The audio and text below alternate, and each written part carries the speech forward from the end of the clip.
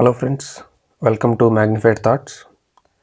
గత 1 మంత్గా నేను టెట్ 2 డిఎస్సికి సంబంధించి లేటెస్ట్ అప్డేట్స్ పెడుతూ వచ్చాను. అలాగే టెట్ 2 డిఎస్సి క్లాసులు కూడా మీకోసం అప్లోడ్ చేస్తూ వస్తున్నాను. అయితే చాలామంది అడుగుతున్నారు, ఫైనల్ స్కోర్ కార్డ్ వచ్చినప్పటి నుంచి సార్ మీకు ఎన్ని మార్క్స్ వచ్చాయి, ఏంటి మీ గురించి చెప్పండి, మీరు ఎలా ప్రిపేర్ అయ్యారు, ఏంటి దాని గురించి చెప్పండి అని అడుగుతున్నారు. అందుకు నేను చెప్పాను, ఎప్పుడైతే మెరిట్ లిస్ట్ వస్తుందో అప్పుడు ర్యాంక్స్ అనేవి ప్రకటిస్తారు. దాని తర్వాత నేను క్లియర్గా ఒక వీడియో చేస్తాను అని చెప్పాను. ఇదిగోండి చూడండి, నా టెట్ మార్క్స్ 140.83 అక్టోబర్ 2024లో రాశాను టెట్. దాని వెయిటేజ్ 18.78. డిఎస్సిలో నేను జూలై 1 రాశాను. జూలై 1 ఆఫ్టర్నూన్ రాశాను. నాకు 80కి 73.51 వచ్చాయండి. సో మొత్తం రెండు యాడ్ చేస్తే నాకు 92.29 వచ్చాయన్నమాట. సో మాది చిత్తూరు డిస్టిక్. సో చిత్తూరు డిస్టిక్లో 4వ ర్యాంక్ వచ్చింది. చాలా ఆనందంగా ఉంది. చాలా కష్టపడ్డాము.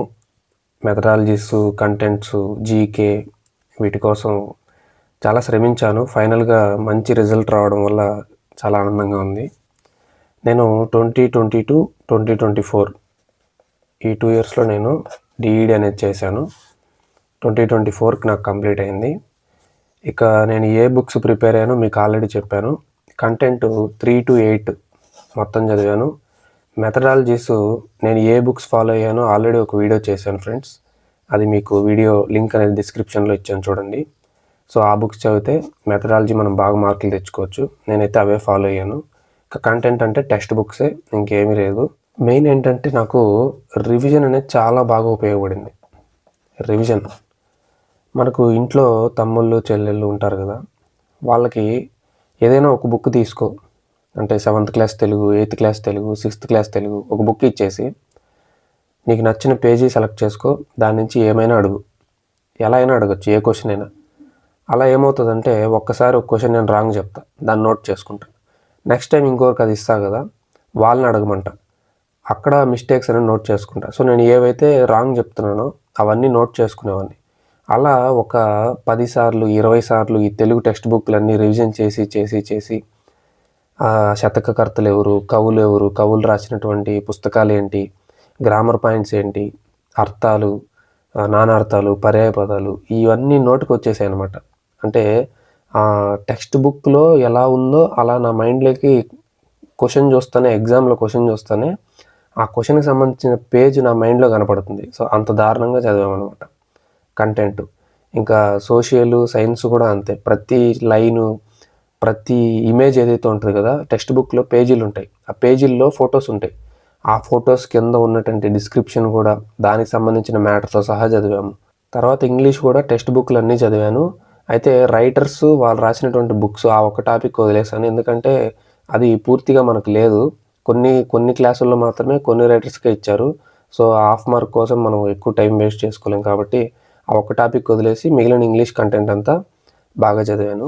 తర్వాత మెథడాలజీ కోసం నేను ఈ వీడియోలో ఏ బుక్స్ అయితే చెప్పానో అవన్నీ చాలా జాగ్రత్తగా చదివి నోట్స్లన్నీ ప్రిపేర్ చేసుకున్నాను. వాటిని కూడా n number of times revision చేశాను అనమాట. కాబట్టి రివిజన్ అనేది చాలా ప్లస్ అయింది ఇక్కడ. తర్వాత నేను ఎలాంటి స్ట్రాటజీస్ యూజ్ చేశానంటే, మెయిన్ స్టాండర్డ్ బుక్స్. మనం ఏ బుక్స్ పెడితే ఆ బుక్స్ చదవకూడదు. ఇది నేను పదే చెప్తున్నాను కదా. చాలామంది చేసింది ఉంటే తప్పిదే అనమాట. ఏవో మెటీరియల్ తీసుకొని చదువుకుంటూ వెళ్ళిపోయారు. ఆ క్వశ్చన్లు ఏవి ఎగ్జామ్లో లేవు, రావు కూడా. ఎందుకంటే ఎగ్జామినర్ ఏవి ఫాలో అవుతాడో అవే మనం చదవాలి. అవి నేను ఇక్కడ వివరించాను. ఓకే, అది one of the important strategies అనమాట. తర్వాత మరో ముఖ్యమైనది ఏంటంటే ప్రీవియస్ క్వశ్చన్స్. మనకు మెథడాలజీస్ కానీ అలాగే కంటెంట్ కానీ ఇవి లిమిటెడ్గా ఉంటాయి. కాబట్టి టెట్టుల్లో వచ్చినటువంటి క్వశ్చన్స్, ప్రీవియస్ డిఎస్సిలో వచ్చినటువంటి క్వశ్చన్స్ ఇవి రిపీట్ అవ్వడానికి మనకు ఛాన్స్ ఎక్కువగా ఉంది. సో డైరెక్ట్గా రిపీట్ అవ్వకపోయినా మనకు ఆ కాన్సెప్ట్లు అనేవి రిపీట్ అవుతూ ఉంటాయి. కాబట్టి ప్రీవియస్ క్వశ్చన్స్ బాగా సాల్వ్ చేయాలి. తర్వాత నేను ఖచ్చితంగా రోజుకి 10 అవర్స్ చదివేవాడిని. 10 అవర్స్ ఖచ్చితంగా చదివేవాడిని, 10 గంటలకు తగ్గకుండా. ఒక్కోసారి 11, 12 వరకు కూడా వెళ్ళేవాడిని, 12 గంటలు కూడా. ఏమంటే ఓపిక తెచ్చుకొని మధ్యలో బ్రేక్స్ అనేవి తీసుకుంటూ, అంటే ఇప్పుడు కంటిన్యూగా చదవలేరు, మనకు బోర్ కొట్టేస్తుంది. ఎందుకంటే మనం రోబోట్స్ కాదు కదా, హ్యూమన్ బీయింగ్స్. మన బాడీ అనేది అలసిపోతూ ఉంటుంది, మన బ్రెయిన్ కూడా అలసిపోతూ ఉంటుంది. కాబట్టి మధ్యలో మనకు బ్రేక్స్ అనేవి ఉండాలి, రిలాక్సేషన్స్ అనేవి ఉండాలి. ఇవి మనం పాటించాలన్నమాట. తర్వాత ఏంటంటే కరెక్ట్ ఫుడ్ తీసుకోవాలి. అంటే మనం ఎగ్జామ్‌కి ప్రిపేర్ అయ్యే టైముల్లో ఏం చేయాలంటే మన డైట్ అనేది చాలా బాగా మెయింటైన్ చేయాలి. మంచి న్యూట్రిషన్ ఉన్నటువంటి ఫుడ్ తీసుకోవాలి. ఎందుకంటే ఆ ఎనర్జీ మనకి ఎక్కువ బ్రెయిన్‌కెళ్తేనే మనం చదివింది మనకు గుర్తుంటది. తర్వాత ఏంటంటే ఆక్సిజన్ బాగా ఉండాలి. కొంతమంది క్లోజ్డ్ రూమ్‌లో కూర్చొని, చీకటి గదిలో కూర్చొని చదువుతుంటారు. అదేంటో నాకు అర్థం కాదు. మంచి లైటింగ్ ఉండాలి. ఫ్రెష్ ఎయిర్ అనేది బాగా ఉండాలి. అంటే కిటికీ దగ్గర కూర్చొని ఫ్రెష్ ఎయిర్ అనేది లోపలికి వస్తూ ఉంటే అందులో ఆక్సిజన్ శాతం ఎక్కువ ఉంటది.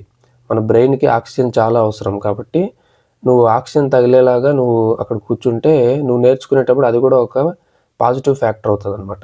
మన డైటు అలాగే మన మన సరౌండింగ్స్ అంటే లైటింగ్ గానీ, ఎయిర్ గానీ, దాంతో పాటు మన నిద్ర ఖచ్చితంగా మనము మినిమమ్ 6-7 అవర్స్ నిద్రపోవాలి. కొంతమంది ఏంటంటే తీవ్రంగా చదివేస్తుంటారు. రోజుకి 2 గంటలు, 3 గంటలు, 4 గంటలు నిద్రపోతారు. మన బ్రెయిన్‌కి మనం ఖచ్చితంగా 6-7 గంటలు రెస్ట్ ఇస్తేనే అది మంచి పికప్‌లో ఉంటదనమాట. కాబట్టి నేను చెప్తున్నటువంటి ఫ్యాక్టర్స్ అన్నీ సక్సెస్‌లో చాలా కీలకమవుతాయి. నిద్ర, మన ఆహారము, అలాగే మన పరిసరాలు అంటే రూము, లైటింగ్ ఇవన్నీ మనం బాగు చేసుకోవాలి ఫస్టు. డైరెక్ట్‌గా బుక్ ముందర ఏసుకొని కూర్చుంటే నీకేమీ రాదు. ఇవి బేసిక్ నీడ్స్ అనమాట ఇవి. ఇవి ఖచ్చితంగా పాటించాలి. తర్వాత నువ్వెంత చదవగలవో అంత. 8 అవర్స్, 9 అవర్స్, 10 అవర్స్. నేనైతే నా స్టామినా ఇంత. 10 అవర్స్ చదివేవాడిని. తర్వాత మంత్లీ టార్గెట్స్ అంటే ఈ ప్రిపరేషన్ అనేది చూడండి రాత్రికి రాత్రి ఫాస్ట్ ఫుడ్ లాగా అయిపోలేదు. చాలా ప్రీ ప్లాన్డ్‌గా వెళ్ళామనమాట. చూడండి తెలుగు కంటెంట్, సైన్స్ కంటెంట్ మొత్తం పూర్తి చేయడానికి జూలై, ఆగస్ట్, సెప్టెంబర్ 2024 3 నెలలు పట్టింది. తర్వాత అక్టోబర్ 2024లో ఏం చదవలేదు. జస్ట్ టెట్‌కి ప్రిపేర్ అయ్యామంతే. తర్వాత ఏం చేశానంటే సైకాలజీ నవంబర్ అంతా చదివాను. తెలుగు మెథడాలజీ డిసెంబర్ చదివాను 2024లో. తర్వాత సైన్స్ మెథడాలజీ జనవరిలో చదివాను 2025. పర్స్పెక్టివ్స్ ఫిబ్రవరిలో చదివాను. తర్వాత ఇంకా మార్చి, ఏప్రిల్ చాలా స్పీడప్ చేశాను. మ్యాథ్స్, సోషల్ ఇవి ఆల్రెడీ నాకు గ్రిప్ ఉండడం వల్ల ఒక నెలలోనే మొత్తం అయిపోగొట్టాను. ఇంక తర్వాత English content and methodology April నెలంతా పట్టింది. మే, జూన్ అంతా రివిజన్ చేసి జూలైలో ఎగ్జామ్ రాశాననమాట. కాబట్టి 6 నెలలు, 3 నెలలు చదివే వాళ్ళు గమనించండి. ఇది అసాధ్యం. ఖచ్చితంగా 12 నెలల పైనే పడుతుంది సిలబస్ మొత్తం పూర్తి చేయాలంటే. ఓకేనా? సో ఇన్ని మార్కులు 90 పైన తెచ్చుకోవాలని మీకు టార్గెట్ ఉంటే ఇలా చదవాలన్నమాట. ఓకే ఫ్రెండ్స్, ఇది నేను ప్రిపేర్ అయినటువంటి స్ట్రాటజీ. ఫస్ట్లో నేను టీచింగ్కి వచ్చేటప్పుడు చాలామంది విమర్శించారనమాట. అసలు ఎందుకు వెళ్తున్నావు టీచింగ్కి, ఆ జాబులు రావు, ఏమీ రావు, ఎప్పుడో ఒకసారి వస్తాయి, వచ్చినా లేటుగా వస్తాయి అపాయింట్మెంట్స్, ఊరికే నీ కెరీర్ అంతా వేస్ట్ అవుతుందని. కానీ నేనైతే బలంగా నమ్మాను ఖచ్చితంగా జాబ్స్ అనేవి పడతాయి, నేను కష్టపడి చదివితే మంచి మార్కులు అనేవి తెచ్చుకోవచ్చు అని. సో అదే ఇక్కడ చూడండి, విమర్శించే 10 మంది విమర్శల కోసం ఆగిపోతే ప్రశంసించే 999 ప్రశంసలు నువ్వు కోల్పోతావు అనమాట. అంటే మొత్తం 1000 మంది అనుకోండి, 10 మంది ఏదో నిన్ను విమర్శించారని చెప్పి నువ్వు ఏదైనా ఒక లక్ష్యాన్ని చేసి చేయడానికి నువ్వు ఆగిపోయావు అనుకో, 990 పొగడ్తలు నువ్వు మిస్ అయిపోతావు అనమాట. కాబట్టి అలా ఎప్పుడు మనం చేయకూడదు. మనల్ని మనం నమ్మి విమర్శల్ని పక్కన పెట్టి మనం ముందడుగు అనేది వేయాలన్నమాట. సో అదే నేను ఇక్కడ చేశాను. అది ఈరోజు సక్సెస్గా నాకు కనిపిస్తుంది. నెక్స్ట్ చాలామంది అడుగుతున్నటువంటి ప్రశ్న, నెక్స్ట్ డిఎస్సి ఎప్పుడు ఉంటుంది సార్ అని అడుగుతున్నారు. మనకు ఆగస్టు 23వ తేదీ పేపర్లో పడింది. అలాగే జూన్లో కూడా ఒకసారి స్టేట్మెంట్ ఇచ్చారు హెచ్ఆర్డి మినిస్టర్. ఏమిచ్చారంటే ప్రతి ఏటా డిఎస్సి నిర్వహిస్తాము అని. కాబట్టి ఇది 2025 కదా, 2026 అది మిస్ అయినా కూడా 2027లో అయినా మనకు డిఎస్సి అనేది వచ్చే ఛాన్స్ ఉంటుంది.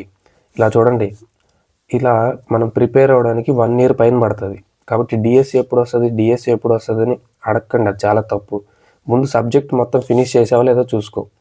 మొత్తం మనకు Telugu, English, maths, science, social, content methodology ఇవి మొత్తం 10. సైకాలజీ ఒకటి, పిఐఈ ఒకటి, జీకే ఒకటి. మొత్తం నువ్వు చదవాల్సింది 13 సబ్జెక్టులు.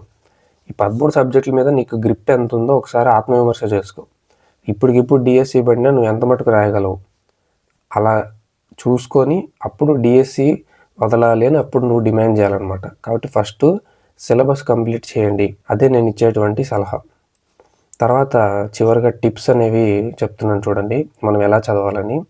మెయిన్గా మనకు టీచర్ జాబ్లో మనం సక్సెస్ అవ్వాలంటే, అంటే డిఎస్సి కానీ టెట్ కానీ మనం సక్సెస్ అవ్వాలంటే 3 ఫ్యాక్టర్స్ ఉంటాయండి చూడండి.